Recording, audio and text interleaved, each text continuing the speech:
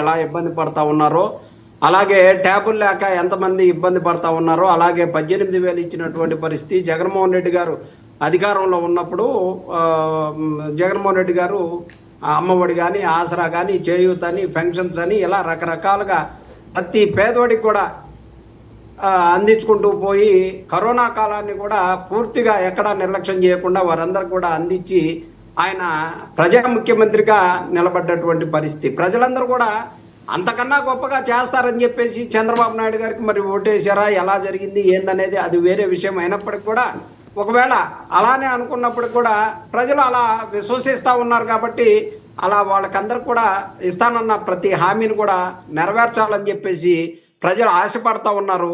అలా జరగట్లేదు కాబట్టి జగన్మోహన్ రెడ్డి గారు ప్రతిపక్ష పాత్ర పోషిస్తూ దానికి సంబంధించినటువంటి కార్యక్రమాలన్నీ కూడా తీసుకుంటూ చేయాల్సినటువంటి పరిస్థితులు వస్తూ ఉన్నాయి. అలాగే మనం చూస్తే మొన్నటికి మొన్న ఎలక్ట్రికల్ దానికి సంబంధించి కరెంటు అన్ని పెంచుతూ ఉంటే ధర్నా చేయడం జరిగింది. రాష్ట్ర వ్యాప్తంగా ప్రతి నియోజకవర్గంలో కూడా 1,19,000 కోట్ల రూపాయలు అప్పులు చేసినటువంటి పరిస్థితి. 15,000 రూపాయలు కరెంటు 15,000 కోట్ల రూపాయలు కరెంటు బిల్లులు పెంచినటువంటి పరిస్థితి, రిజిస్ట్రేషన్ ఛార్జీలు పెంచినటువంటి పరిస్థితి. ఇటు పక్క సంక్షేమం ఒక్క పెన్షన్ తప్పితే మరొక సంక్షేమం ఇచ్చినటువంటి పరిస్థితి లేదు. ఎందుకు ఇలా చేస్తా ఉన్నారు? జగన్మోహన్ రెడ్డి గారు ఉన్నప్పుడు కన్నా కూడా, ముఖ్యమంత్రిగా ఉన్నప్పుడు కన్నా కూడా బడ్జెట్ ఇంకా అధికంగానే ఉన్నటువంటి పరిస్థితి ఉంది కదా. ఇప్పుడు ఎందుకని ఇవ్వలేకపోతున్నారు? జగన్మోహన్ రెడ్డి గారు పెట్టాలి అనుకున్నప్పుడు, చేయగలిగినప్పుడు చంద్రబాబు నాయుడు గారు, మరి విజనరీ ముఖ్యమంత్రి అయినటువంటి చంద్రబాబు నాయుడు గారు ఎందుకు చేయలేకపోతున్నారు? కేవలం ప్రజల్ని నడ్డి విరచడం కోసమే. కేవలం సార్ ఇలా రైతులకి రైతు బంధు పథకం కింద మనం వైఎస్ఆర్ కాంగ్రెస్ పార్టీ ఇచ్చినటువంటి పథకాలకు సంబంధించి ప్రతి సంవత్సరం కూడా ఇచ్చినటువంటి పరిస్థితి. ఈ రోజు వరకు కూడా కేంద్రం ఇచ్చినటువంటి వాటిని కూడా ఇవ్వకుండా వీళ్ళు వాడుకొని ప్రజలని నట్టేట ముంచుతున్నటువంటి పరిస్థితి.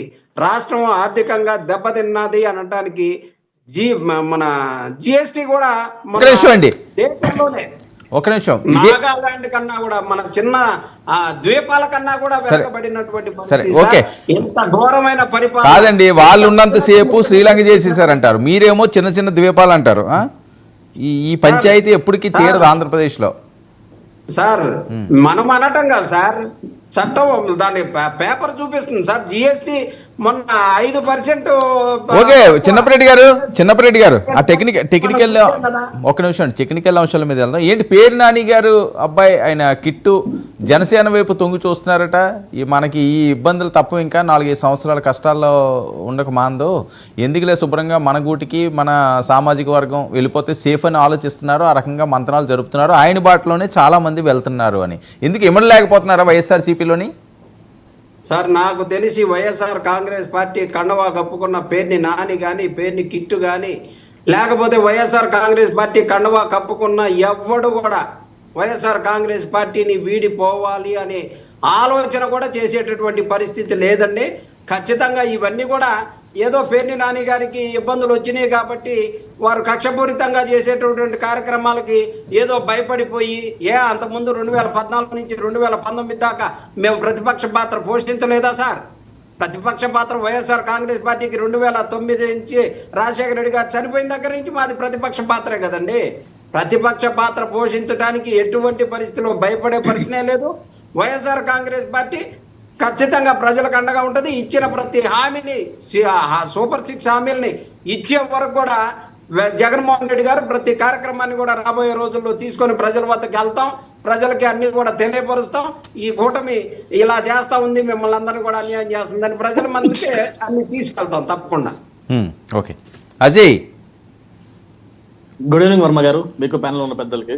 ఏంటి 6 నెలల్లోనే మొత్తం నాశనం చేసేస్తున్నారట, రాష్ట్రాన్ని ఇబ్బందులకు గురి చేస్తున్నారట, ప్రజలు చాలా ఆవేదనతో ఉన్నారట.